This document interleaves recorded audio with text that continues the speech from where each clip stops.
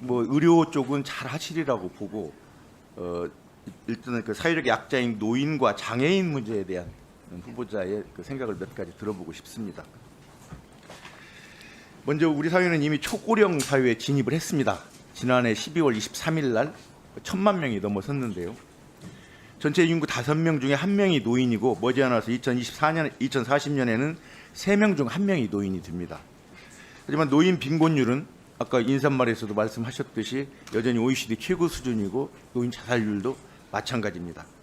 일자리나 돌봄, 의료, 주거 그 어느 것 하나도 체계적으로 해결되지 않고 있습니다.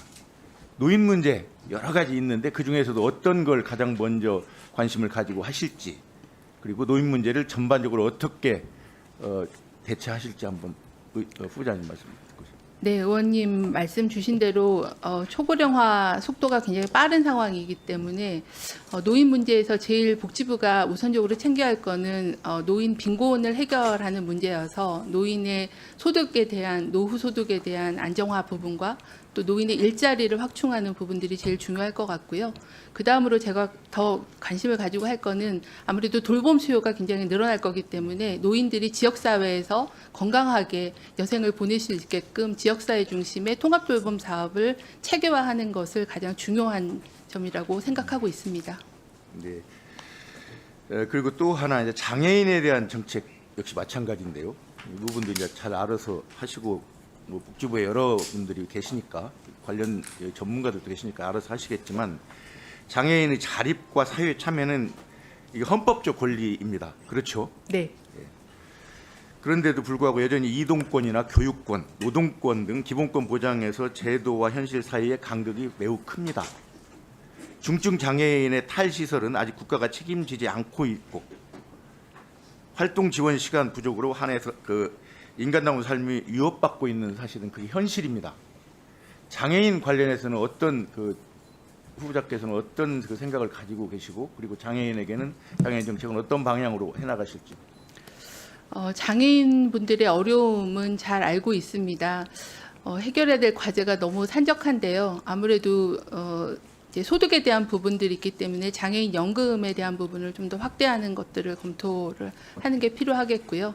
역시 지역사회 통합돌봄도 장애인도 대상이기 때문에 장애인 특성에 맞는 통합돌봄 체계를 어떻게 갖출 건가라는 부분들이 중요할 것 같고, 그 다음에는 활동 지원에 대한 확대하는 그런 말씀이 많이 있으시기 때문에 그런 활동 지원에 대한 부분들을 어떻게 재정에 대한 안정성과 또 장애인분들의 수요를 잘 균형 있게 맞출까, 그런 부분들에 대해서 잘 살펴봐야 되겠다라고 생각하고 있습니다. 네.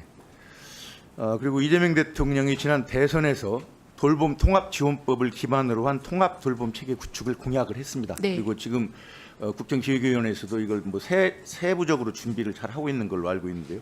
후보자도 그 소감문을 통해서 어르신 돌봄에 대한 국가 책임 강화를 약속했습니다. 네. 그런데 우리나라 이제 고령화 속도는 아까도 말씀드렸지만 그 어른들의 그 돌봄 수요는 지금 폭증하고 있습니다. 근데 이게 여기에 비해서 요양 인력이 매우 부족하다. 사실은 이제 요양 인력은 많은데 사실은 252만 명을 넘어요. 근데 그 중에서 실제 일을 하고 있는 분은 극히 소수다. 네. 그리고 이제 그 원인 중에 하나가 다른 그 인력들에 비해서 일단 뭐랄까요, 그 처우 이런 부분이 아주 부족하기 때문인데요. 이 요양 인력의 이탈을 막고 장기 근속으로 유도하기 위한 혹시 그런 후보자의 생각은 있습니까? 네, 돌봄 체계가 구축되는데 가장 제약이 그런 돌봄 인력이 제대로 충원이 될 건가라는 문제를 많이 지적을 받고 있습니다. 말씀하신 대로 요양보호사들이 한 20% 정도만 현업에 근무하고 있기 때문에 낮은 보수나 아니면은 환경이 좀 열악한 부분들, 이런 부분들을 문제로 삼고 있어서요. 현재 복지부에서는 장기 근속 수당이라거나 아니면은 이런 요양보호사를 지원할 수 있는 센터 같은 걸 통해서 계속 지원을 하고 있는데 부족함이 있을 거라고 생각합니다. 그 부분에 대해서 좀 더 강화하고 체계화할 수 있는 방법을 현장 의견을 좀 듣고 마련을 하도록 하겠습니다.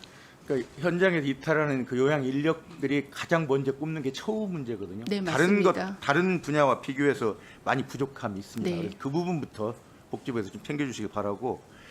간병 살인이나 간병 지옥이라는 말 들어보셨죠? 네.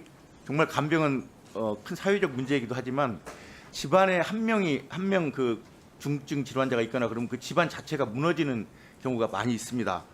특히 이제 뭐 함께 생을 마감하는 그런 경우도 요즘 종종 나타나고 그래서 그 간병 문제를 해결하기 위해서 이제 몇 가지 간호간병 통합 서비스도 있고 요양병원 간병 지원 사업 등도 있는데 이 부분 관련해서 지금 그 2024년 7월부터 중증 수술 환자나 치매 선망 환자를 전담하는 중증 환자 전담 병실 도입하고 있지만 아직도 그 중증 장애인은 간병의 사각지대에 남아 있다. 그 부분에 대해서 중증 장애인에 대한 간병 문제에 대해서 후보자께서 생각하십니까? 살펴 주십시오. 네, 그 간호간병 서비스를 확대하고 또 요양병원의 간병비를 단계적으로 급여하는 게 공약에 포함됐고 아마 국정과제로도 채택이 될 거라고 생각을 합니다. 그래서 그 부분에 대해서는 차질 없이 시행될 수 있도록 준비를 하겠습니다. 그래서 간병의 부담을 좀 줄이는데 복지부가 신속하게 정책을 추진하겠다는 말씀을 드리고요.